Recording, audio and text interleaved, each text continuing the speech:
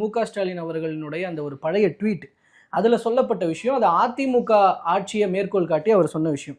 5.70 லட்சம் கோடி கடன், பிறக்கும் குழந்தையின் தலையில் 62,000 கோடி கடன், 62,000 கோடி கடன், கடன் வாங்கி கமிஷன் அடித்த இபிஎஸ் ஓபிஎஸ் ஆகியோரை கண்டித்து இடைக்கால பட்ஜெட் கூட்டத்தொடரை புறக்கணிக்கிறோம் சொல்றேன். சூப்பர். இப்போ திமுகவும் இதே வேலை தானே செய்யுது, அதே வேலை செய்யல. கடந்த காலத்தை நீங்க என்ன தவறு செஞ்சீங்க? எடப்பாடி பழனிசாமி ஆட்சியில இருந்த பொருளாதார வளர்ச்சி எவ்வளவு?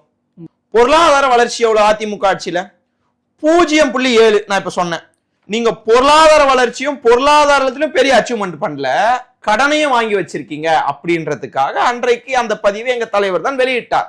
ஆனா இன்னைக்கு நாங்க ஆட்சியை விடுறப்ப அப்படி கிடையாது. இன்றைக்கு நிறைய வெல்ஃபேர் ஸ்கீம்ஸை கொண்டு வந்திருக்கோம். நீங்க சரி okay sir Maria Wilson sir super, கடன் திமுக தான் நல்லா வாங்கியிருக்கு. வெல்ஃபேர் ஸ்கீம்ஸ், கடன் வாங்கி கடன் தொகையில் வெல்ஃபேர் ஸ்கீம்ஸ். ஆனா வருமானத்திற்கான வழி என்ன? டாஸ்மார்க்கை தவிர்த்து, ஒன்றிய அரசு தவிர்த்து, சில வரிகளை தவிர்த்து வருமானத்திற்கான பிரதானமாக என்ன உருவாக்கப்பட்டது? ஐ கிளியர்லி ஸ்டேட்டட், தொழில் முனைவோரை, சிறு குறு தொழில் முனைவோரெல்லாம் உள்ள கொண்டு வந்திருக்கோம். ஃபாக்ஸ்கான் போன்ற கம்பெனிகள்லாம் உள்ள கொண்டு வந்திருக்கோம். பல முதலீடுகளை ஈர்த்து புரிந்துணர்வு ஒப்பந்தம் போட்டு தமிழ்நாட்டுக்குள்ள திமுக அரசு கொண்டு வந்திருக்கிறது. நீங்க எதுவுமே இல்லைன்னா சொல்லி அதை இது பண்ணிட முடியாது. ஒன்றிய அரசு ஃபாக்ஸ்கான் மறுத்தாங்கன்னு நினைக்கிறேன், தமிழ்நாடு அரசினுடைய அந்த இது. அதுக்கப்புறம் இல்ல திமுக ஆட்சி இருக்கிறப்பதான் அவங்க உள்ள வந்தாங்க. அதற்கான புரிந்துணர்வு ஒப்பந்தம்லாம் இருக்கு.